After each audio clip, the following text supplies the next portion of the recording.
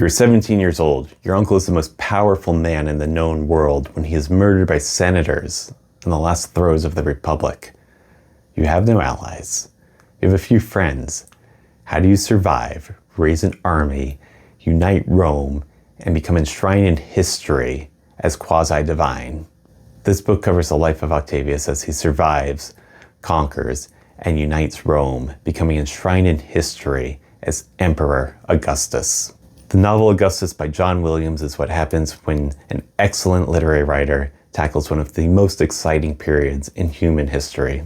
Hello, I'm Nathan Harold, and I'm here to talk to you today about why reading Augustus by John Williams is worth your time. Thank you for joining me. Augustus was published in 1972 by John Williams. John Williams, the author, is easy to miss in literature undergrad courses. He only wrote 4 novels, but today, 3 of those novels are generally recognized as masterpieces. Augustus went on to win the National Book Award in 1973.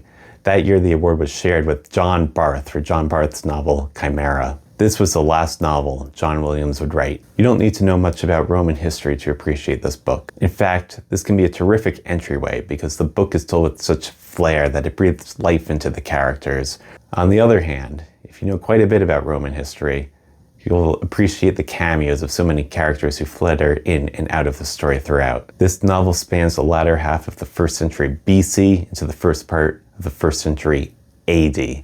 This is when the Roman Republic was coming to an end. The Roman glory imbued in our consciousness today, gladiators, empires, architectural marvels, all of that comes after the Republic ends. In my opinion, this is the most exciting era of the Roman Empire, full of upheaval, war, and culture, ends and beginnings. Octavius, who will be granted the name Augustus later in life, is Rome's first emperor. He establishes a form of government that will carry on until the Roman Empire's end, whenever you choose to declare that. John Williams shows dedication to the historical events and characters, but not absolute fidelity.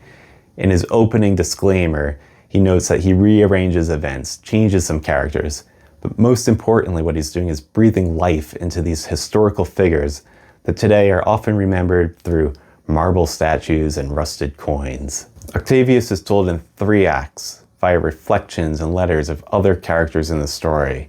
For most of the story, what we learn about Augustus comes through the point of view of his allies and his enemies.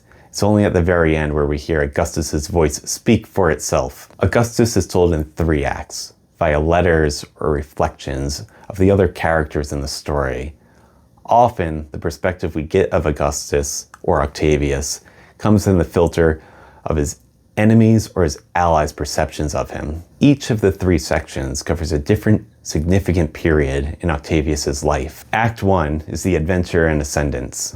A letter from Julius Caesar in 45 BC is written to his niece, encouraging the boy, not the god, to go to school. Then Caesar goes on and writes about how he's going to return to Rome soon and be declared dictator, and then he's going to spend a relaxing week by the beach. Normally I don't care for prologues, just start the story. But in this case I want to highlight it because John Williams is doing a wonderful bit of subtext here.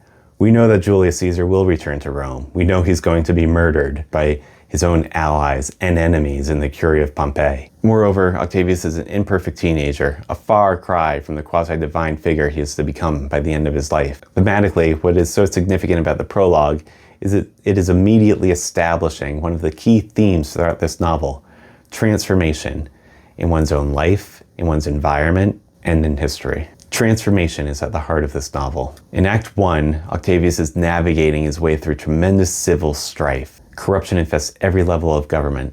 The Senate is no longer serving the people. A couple of very powerful figures who control wealth and armies and political influence are all vying to become dictator. Political alliances are fluid and ever-changing, but at its core, we're witnessing the last days of the Republic where Octavius is one of these players. At the beginning, he's a small fish and oft ignored, but soon he becomes a legitimate player, and thereafter the main star. And what do we learn about Octavius as a young person? Foremost, we learn pretty quickly how brash he is, and I'll give you a quick example. The name that Caesar bestows upon him in his will only means anything because Octavius pretends it does. He receives this name as a mandate to expand his own political power, at 17 years old. We also learn that he makes political decisions with the coolness of one well beyond his years. Even his friends often wonder if he has a heartbeat to go alongside that cool, calculating head. He knows when to apply force. He knows when to back off. There's also this emotional distance that he has from everybody else in the story. At one point, the Senate is concerned about an outside army, and they grant Octavius great military power to protect Rome. Octavius handles the threat, and then the Senate immediately revokes his power, and more. They try to end his political ambitions, take away his army, take away his prestige, and end Octavius's future. What would you do in this circumstance? Octavius does not relinquish his army. He marches back to Rome, but instead of seizing Rome, he parks his army outside. The Senate is very threatened by this. Then he waits. The Senate relents. They grant him greater power. They make him a consul instead. This is like making somebody a prime minister in some nations today. So what does Octavius achieve through this brief course of events? One is he preserves his army. Second is that he actually expands his political power. And then third, he has defanged the Senate by becoming consul. What makes this all the more impressive? Octavius is only 19 years old. Act 2 continues exploring the question of who is Octavius, but his relationship with his daughter forms the backbone of this section. He is a ruler now, administering an agenda and managing the ambitions of his political adversaries. More poignantly, we see this exploration of what is power and how can it morph a person through his relationship with his daughter, Julia. Now, there's reciprocal love between father and daughter, but at the same time, Octavius's reputation is growing among his own populace, and he is beginning to be regarded as maybe divine. What does that make Julia? We see how divinity can warp a person's sense of self and just how destructive that can be. To give you an example of Julia, who's a fascinating figure in this story, one person writes, "Something extraordinary has begun to happen to the person of Julia, of whom I have been, as you know, rather fond. It is almost as if she has begun to take on some of the attributes of that personage to whom she has been ritually likened. She has become imperious and indifferently arrogant, as if she indeed were not truly mortal." So Julia's reputation is growing, but at the same time, her agency is so limited. She is firmly within the confines of her birth, to the point where even that becomes its own form of torture. We see how there's a political element in all of Julia's relationships, even by her father, whom she loves and who loves her, but he plays her as a pawn in determining who she is to marry and when. As you read, decide if you consider her arrogant and imperious, or if you find her more sympathetic and generous and elegant, or perhaps both. She's a character refracted by fame and the opinions of others, to the point where autonomy and the world fold over and over upon itself. Act 3 is a revelation of Augustus's interiority. Up until now, everything we know about him has come to us through the lenses of others interacting with him. Now he's at the end of his life. He's on a sea voyage, sailing to his childhood home in Capri, and he passes the time by writing a letter. Augustus is now reflecting on his life. What have his accomplishments truly accomplished? This is the section where Williams unloads one of his core strengths, which is philosophical insights into what ambition really amounts to. In this section, that is what Augustus is reflecting on, and by doing so, we learn how does Augustus view himself, and what kind of person does Augustus truly admire. Over the course of reading this, you might find that the novel isn't just about Augustus as a person. It is also a meditation on the different stages of life. And to me, that is what great literature should be. It should be a mirror that helps us examine ourselves and our own circumstances. This is an epistolary novel. Augustus's life is told through the viewpoints of those who surround him. There's two timelines here. One is sequential. We walk through the events in his life as they're playing out. The second are a series of entries that reflect back on events. The mixture of past reportage and current events through so many characters grants us a rounder view of events as they took place and the people within them. On the other hand, it challenges us to consider how malleable historical truth actually is. The approach really gives us a chance to explore so many of these famous figures whose names we might know today. Julius Caesar, Cleopatra, Livy, Ovid, Virgil, Cicero, Horace, Agrippa, Julia, Tiberius, Marc Antony, and many more come to light. One of the biggest risks of this epistolary approach is the author John Williams needs to show a lot of range and depth. It's very bold to assume you can jump inside Augustus's head, Rome's foundational emperor, where you're considering different administrative tasks and different political plays. Then in the next section, jump to his daughter Julia, who is a daughter in plight. And then in the next section, jump to Ovid, one of the most flamboyant poets in history. But in my opinion, Williams really has the skill to pull this off.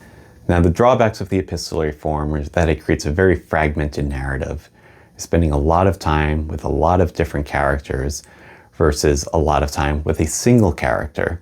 I'm curious if this form works for you. In my opinion, the epistolary form works for this type of novel, where you're trying to address so many major events and so many major characters in history. But I want to share some of his writing with you so you can determine for yourself. In this section, Virgil, the famed poet, is reflecting on an interaction he had with Octavius and Octavius's sister. Octavius's nephew passed away, and Virgil is trying to console the child's mother by writing an elegiac poem. Fortunately, the mother reacts with fury and hatred, and she even passes out, and Virgil feels terrible. Octavius is his friend. So he's reflecting on Octavius's reaction. This is Virgil speaking. "I am sorry," I said at last. "If I had known, I only intended her some comfort." "Do not reproach yourself, my friend," Octavius said quietly. "Perhaps you have given her a comfort, after all, one that none of us can see. We cannot know at last the effects of what we do, whether for good or ill." The examination of what consequences our actions hold carries throughout the work of John Williams. It's a question he's always exploring, and to me it's a helpful prompt to consider as you read this. And so these little philosophical insights from Octavius are strewn throughout the book, and to me that's one of the great strengths. We see how this emperor, who always seemed to make the correct political decision, to the point where he was regarded as omniscient, was also filled with doubt and accepted that doubt. And then to shift the context, this is an emperor speaking to a poet about grief. This is not about transactional politics. And to me, that makes the interaction much more human. And the book is just full of these. And then finally, because this is a meditation of life, I'll conclude with a passage from Augustus. "The young man who does not know his future sees life as a kind of epic adventure, an odyssey through strange seas and unknown islands where he will test and prove his powers, and thereby discover his immortality. The man of middle years, who has lived the future that he once dreamed, sees life as a tragedy, for he has learned that his power, however great, will not prevail against those forces of accident and nature to which he gives the names of gods, and has learned that he is mortal. But the man of age, if he plays his assigned role properly, must see life as a comedy, for his triumphs and his failures merge, and one is no more the occasion for pride or shame than the other, and he is neither the hero who proves himself against those forces, nor the protagonist who is destroyed by them. Like any poor, pitiable shell of an actor, he comes to see that he has played so many parts that there no longer is himself." As you go through this novel, it's going to be almost impossible not to draw parallels to today's political climate, especially in the United States. We're seeing institutions that used to deliver goods to many people fail. We're seeing an appetite for authoritarianism. But I would challenge you, as you read this, find the differences, find where those parallels break down. How do Augustus or Cicero or Marc Antony differ in their aims or their temperament from today's political leaders? I think by drawing those parallels and then pulling them apart, you're going to get quite a bit out of this book. Finally, if you enjoyed this work, I recommend checking out John Williams' other novels, Stoner and Butcher's Crossing. A bit lower down on the list, Nothing But the Night.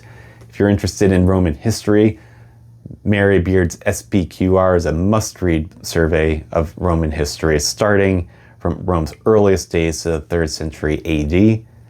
For a more literary book, I, Claudius by Robert Graves is your best bet for historical literary fiction. For more nonfiction on this period, Tom Holland, not Spider-Man, or Anthony Everett have both written a number of great books about the same time period. For Tom Holland, I would recommend starting with Rubicon, really covers Julius Caesar. For Anthony Everett, you could start with Cicero, the defender of the Republic, or Anthony Everett also wrote a book called Augustus, which is worth reading. And finally, what is Roman drama without William Shakespeare's Julius Caesar? I recommend reading that and then watching a performance. If you've read this before, let me know what you think. I'm genuinely interested in your opinion of John Williams or what you got out of this novel. Thank you for stopping by today. Keep reading, keep exploring, keep growing.